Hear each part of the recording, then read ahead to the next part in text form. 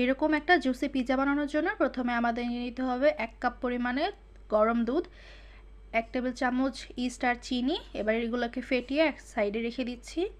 এবার ডো মাখানোর জন্য দিয়ে দিচ্ছি 2 কাপ আটা, 2 টেবিল চামচ পরিমাণ সয়াবিন তেল।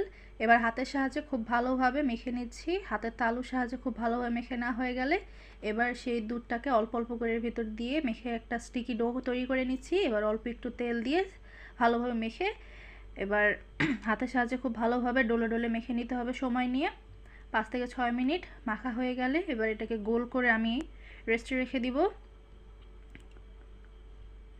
এবার এই ডোটাকে একটা এয়ারটাইট বাটির ভিতর আমি দিয়ে সাইড দিয়ে তেল দিয়ে দিচ্ছি। খুব ভালোভাবে তেলটাকে হাতের সাহায্যে মেখে আমি এটাকে ঢেকে রেখে দিচ্ছি একটা সাইডে যাতে ফুলে যায়। এবার একটা ফ্রাই প্যানে তেলের ভেতর দিয়ে দিচ্ছি বাটার। এবার চিকেন দিয়ে দিচ্ছি, দেওয়ার পরে লবণ দিয়ে দিচ্ছি। এখানে আমি ক্যাপসিকাম আর পেঁয়াজ নিয়ে নিয়েছি। এবার এগুলোকে খুব ভালোভাবে নেড়েচেড়ে মিশিয়ে নিচ্ছি। অল্প একটু লাল মরিচের গুঁড়ো দিয়ে দিচ্ছি আর একটু গোলমরিচের গুঁড়ো। এবার এগুলোকে খুব ভালোভাবে নেড়েচেড়ে মিশিয়ে নিচ্ছি। একটু সয়া সস আর একটু টমেটো সস দিয়ে দিচ্ছি। এবার এগুলোকে খুব ভালোভাবে নেড়েচেড়ে একসাথে মিশিয়ে নিচ্ছি। এবার দিয়ে দিচ্ছি টমেটো দিয়ে এটাকে ঢেকে রেখে দিচ্ছি। তৈরি হয়ে গেল উপরে স্টাফিংস। এই স্টাফিংস দিয়ে পিৎজা বানালে কিন্তু পিৎজার স্বাদ একেবারে দ্বিগুণ হয়ে যায়। এবার সেই ডোটাকে নিয়ে আসছি, নিয়ে এসে ভেতর থেকে হাওয়াটা বের করে হাতের সাহায্যে খুব ভালোভাবে মেখে নিচ্ছি। একটু সময় নিয়ে আবারও খুব ভালোভাবে হাত দিয়ে মেখে নিয়ে একটা বোর্ডের ওপর বেলন দিয়ে বেলে নিচ্ছি।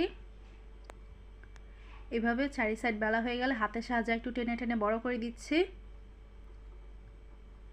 এবার যে প্লেটে পিৎজাটা বসাবো সেটার উপর একটু আটা দিয়ে হাতের সাহায্যে আবার খুব ভালোভাবে এটাকে ছড়িয়ে দিচ্ছি আর সাইডটা হয়ে উঁচু করে দিচ্ছি। মাঝখানটায় আমি কাঁটা চামচ দিয়ে কেটে নিয়েছি যাতে ফুলে না যায়। এবার দিয়ে দিচ্ছি টমেটো সস আমি বেশ পরিমাণে দিয়ে দিয়েছি। এবার দিয়ে দিচ্ছি মোজারেলা চিজটা দিয়ে এবার উপরে যে স্টাফিংসটা তৈরি করে রেখেছিলাম সেটা দিয়ে দিচ্ছি। স্টাফিংস দেওয়া হয়ে গেলে এবার দিয়ে দিচ্ছি মোজারেলা চিজ আর অরিগ্যানো। এবার একটা প্রিহিট করা পাতিলের ভিতর স্ট্যান্ড দিয়ে এটাকে বসিয়ে দিচ্ছি। 30 মিনিট পর ফিরে আসছি, দেখতেই পাচ্ছেন একেবারে খুব ইয়াম্মি একটা পিৎজা তৈরি হয়ে গেছে। এইভাবে বাসায় যদি একবার পিৎজা বানান তাহলে সবাই এর ফ্যান হয়ে যাবে। এইভাবে বানালে তো আর দোকান থেকে কিনে আনার কোনো প্রয়োজনই পড়বে না। এইভাবে বাসায় একবার হলেও ট্রাই করে দেখবেন। আর ভিডিওটি যদি ভালো লাগে তাহলে অবশ্যই চ্যানেলটিকে সাবস্ক্রাইব করে দিবেন। আর আমার এই পিৎজা লং ভিডিও কিন্তু আমার ইউটিউব চ্যানেল দেওয়া আছে, সবাই একবার চেক করে আসবেন।